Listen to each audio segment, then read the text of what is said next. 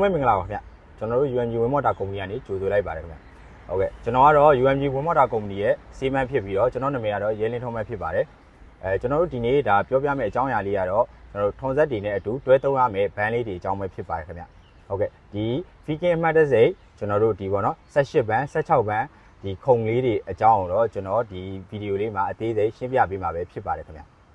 ဟုတ်ကဲ့အဲ့လားဆိုလို့ရှိရင်ကျွန်တော်နဲ့အတူတူဒီဘန်းလေးတွေကိုလိုက်ပြီးကြည့်လိုက်အောင်ခင်ဗျဟုတ်ကဲ့ကျွန်တော်အခုပြောပြပေးမှာတော့ဒါစိုက်ပျိုးမြေပြင်ဆင်ဖို့ဆိုပြီးတော့ထုံပန်းတွေအသုံးပြုတဲ့အချိန်မှာထိရောက်ဖို့အတွက်ကျွန်တော်တို့ဒီလိုအပ်တဲ့ဒါပေါ့နော်ဘန်းပေါ်မှာလိုအပ်တဲ့အချက်လက်လေးတွေကိုကျွန်တော်ပြောပြပေးမှာပဲဖြစ်ပါတယ်အခုလိုမျိုးဒါထုံပန်းတွေအသုံးပြုပြီးတော့ပေါ့နော်ဒါမြေဒီဖယ်ရေးလှားဖို့ဒါဘန်းစုဖို့အတွက်ဆိုပြီးတော့ကျွန်တော်ဒါပေါ့နော်ထုံပန်းတွေအသုံးပြုတဲ့အချိန်မှာလိုအပ်တဲ့အချက်5ချက်ရှိပါတယ်ခင်ဗျအဲ့ဒါလေးတွေကိုကျွန်တော်ဒီနေ့ရှင်းပြပေးမှာပဲဖြစ်ပါတယ်ဟုတ်ကဲ့အဲ့တော့ကျွန်တော်တို့ဒီထုံပန်းတွေကိုဘာတွေပြင်ဆင်ပြီးတော့ဘာလေးတွေစစ်ဆေးရမလဲဆိုတဲ့ဥစ္စာကိုကျွန်တော်တို့အတူတူကြည့်လိုက်ကြအောင်ဗျ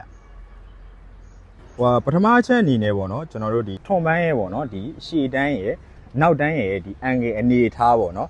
်ဒါရှေ့တန်းနောက်တန်းအန်ဂယ်တောင်းအကျယ်ပိုများလေကျွန်တော်တို့ဒါမြေကြီးခွဲရပို့ပြီးတော့ကောင်းလေပဲဖြစ်ပါတယ်ခင်ဗျဒီအချက်အနေနဲ့ကတော့ထုံပန်းတစ်ခုလုံးရဲ့အလေးချိန်ပေါ့နော်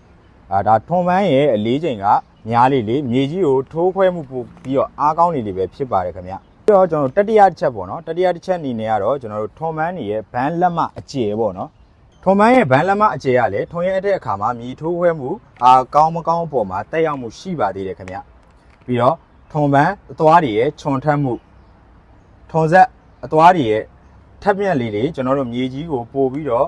့ဒါခွဲနိုင်လေးဖြစ်တဲ့အတွက်ဒါထုံပန်းရဲ့အသွားတွေကိုလည်းထပ်မထပ်ဆိုအမြဲတမ်းစစ်ပြီးနေရပါတယ်ခင်ဗျနောက်ပြီးတော့ကျွန်တော်တို့နံပါတ်5အချက်အနေနဲ့ကတော့ဒါထုံဆက်နဲ့ဒါထုံပန်းနဲ့ပေါ့နော်ဒီချိတ်ဆက်တဲ့စန္ဒာပင်ရဲ့ချိတ်ဆက်မှုအနေအထားတွေပေါ်မူတည်ပြီးတော့မြေစုမစုကိုသိရှိနိုင်မှာပဲဖြစ်ပါတယ်ခင်ဗျဟုတ်ကဲ့ကျွန်တော်တို့ဒီထဲပန်းတွေအသုံးပြုတဲ့အချိန်မှာဒါစစ်ဆေးရမယ်လိုအပ်တဲ့အပိုင်းလေးတွေကိုကျွန်တော်ပြောပြပေးမှာပဲဖြစ်ပါတယ်ပထမဆုံးတစ်ချက်အနေနဲ့ကတော့ကျွန်တော်တို့ဒီပေါ့နော်ဒါဘန်းတွေရဲ့ဘောလေးတွေပေါ့ဘောလေးတွေကိုကျွန်တော်တို့ဒီဘောအဆင်ပြေမပြေကောင်းမကောင်းစစ်ဆေးပေးရမယ်ပြီးတော့ကျွန်တော်ဒီဘိုးတွေနက်တွေဒါကြက်ထားလားချောင်းနေလားချောင်းနေမယ်ဆိုရင်ကျွန်တော်ကြက်ပေးရမယ်ပေါ့နော်နောက်တစ်ချက်အနေနဲ့ကတော့ကျွန်တော်တို့ဒီအမဲစီပေါ့ဒါကတော့ဒါဟိုဆက်ထွန်ဆက်အတွက်လည်းလိုအပ်တယ်လို့ဘန်းတွေအတွက်လည်းလိုအပ်ပါတယ်ဗျအမဲစီကိုကျွန်တော်တို့ဒါ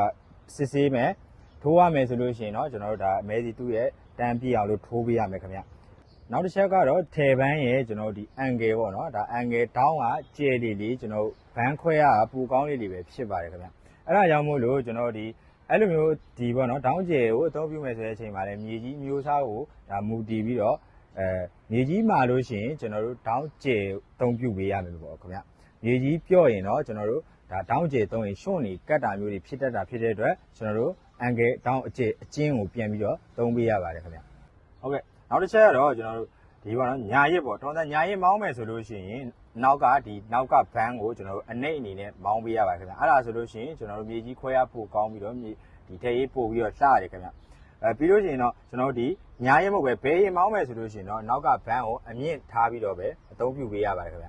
ထဲပန်းနံပါတ်ကိုတော့ကျွန်တော်တို့ထုံးစံဒီကွန်ထရိုးနဲ့ဒါအသုံးပြုနိုင်ပြီးတော့နောက်ကကျွန်တော်တို့ဒီရွှွန့်ချစ်တန်ကိုလည်းချိန်ညှိပြီးတော့အသုံးပြုနိုင်ပါတယ်ဟုတ်ကဲ့ကျွန်တော်တို့အသုံးပြုခင်ဒါထိမ့်သိမ်းပြင်ဆင်ရမယ့်အချက်လေးတွေပြီးသွားတော့ဒီတစ်ခါမှကျွန်တော်တက်ဆင်မဲ့အပိုင်းလေးကျွန်တော်ပြောပြပေးမှာပဲဖြစ်ပါတယ်ဒီပေါ့နော်ကျွန်တော်ဒီထဲပန်းကိုတက်ဆင်ရမှာပုံစံလေးတွေကတော့ကျွန်တော်ဒီကိုအသုံးပြုမဲ့ဘန်းကိုချပြသွားလို့ရှိရင်ကျွန်တော်ထွန်ဆက်ကိုဒီထဲပန်းရှိရဲ့ခေါင်းစီတို့နောက်ကိုစုပ်ပြီးတော့ထွန်ဆက်ရဲ့ဘိညာအန်းတစ်ခုကိုဆက်ပြီးအလဲစန္ဒာလေးနဲ့ချိတ်ဆက်ပေးရပါတယ်ခင်ဗျကျွန်တော်တို့ဒီလိုအပ်တဲ့ပင်လေးတွေချိတ်ဆက်ပြီးသွားပြီဆိုတာနဲ့ကျွန်တော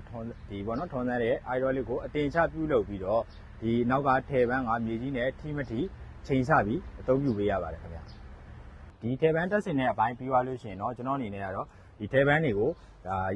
ါရေရှည်အသုံးပြုနိုင်ဖို့ဒါပြုပြင်ထိန်းသိမ်းရမယ့်ဘိုင်းလေးကျွန်တော်ပြောပြပေးပါမယ်ဖြစ်ပါတယ်ခင်ဗျ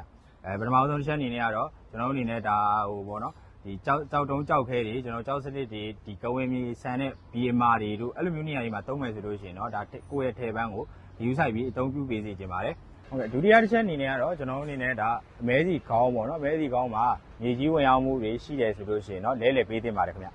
တတိယချက်အနေနဲ့ကတော့ကျွန်တော်အနေနဲ့ဒါဟိုပါပေါ့နော်2နာရီပေါ့ဒါထွန်ဆက်စမောင်းပြီး2နာရီပြည့်တဲ့အချိန်မှာထွန်ဆက်ကိုခဏရက်ပြီးတော့ကျွန်တော်တို့ဒီထဲပန်းမှာတက်ထားတဲ့ပိုးတွေနက်တွေကျွန်တော်ချောင်းနေသလားဒါအဆင်ပြေလားမပြေလားပေါ့နော်ဒါဆင်ပြီးကြည့်ပေးရပါတယ်ခင်ဗျ နောက်တစ်ချက်အနေနဲ့ကတော့ကျွန်တော်နိုင်90ပြည့်ပြီဆိုတာနဲ့ကိုယ့်ရဲ့ထဲပန်းမှာဒါရှိတယ်ကျွန်တော်ဒီဘိုးတွေနက်တွေပြန်ချက်တာမျိုးပြီးလို့ရှိရင်တော့ကျွန်တော်အမဲဒီခေါင်းတွေအကုန်လုံးစုံလိုက်လဲတာမျိုးရယ်ပြီးတော့ကျွန်တော်ဒီပေါ့နော်ဟိုဒီထဲပန်းရဲ့ bearing hat ဒါဖြုတ်စစ်ဒါအစင်မပြေလို့ရှိရင်ဒါလဲတာမျိုးလေးတွေပြုလုပ်ပေးရပါတယ်ခင်ဗျဟုတ်ကဲ့ခင်ဗျကျွန်တော်အခုရှင်းပြပေးခဲ့တဲ့ဘန်းလေးတွေကတော့ကျွန်တော် Figure Mask ထဲပန်းလေးတွေပဲဖြစ်ပါတယ်ကျွန်တော်လက်ရှိဒီထဲပန်းလေးတွေကိုလည်းကျွန်တော်ဝင်းမော်တာကုမ္ပဏီမှာဒါ16ဘန်း18ဘန်းဘန်း20တွေကိုကျွန်တော်တို့ဝယ်ယူအားပေးနိုင်ပါတယ်ခင်ဗျဒီနှုန်းလေးတွေအနေနဲ့ကတော့ကျွန်တော်တို့ချိတ်ဆွဲဆိုလို့ရှိရင်16ဘန်းဆိုလို့ရှိရင်ကျွန်တော်58သိန်း200018ဘန်းဆိုလို့ရှိရင်63သိန်း5000ဘန်း20ဆိုလို့ရှိရင်68သိန်း9000ကျွန်တော်တို့ဒီ Figure Mask တစ်စိမ်းထဆွဲဆိုလို့ရှိရင်တော့ကျွန်တော်16ဘန်းဆိုလို့ရှိရင်ဒါသိန်း80ကျော်ကျော်18ဘန်းဆိုလို့ရှိရင်တော့ကျွန်တော်တို့80ဆွန်းဆွန်းနဲ့ဒါဘန်း20ဆိုလို့ရှိရင်တော့89သိန်း3000ပဲဖြစ်ပါတယ်ခင်ဗျဟုတ်ကဲ့ဒီဗီဒီယိုလေးကိုအဆုံးထိကြည့်ရှုပေးတဲ့အတွက်လည်းကျေးဇူးတင်ပါတယ်ခင်ဗျ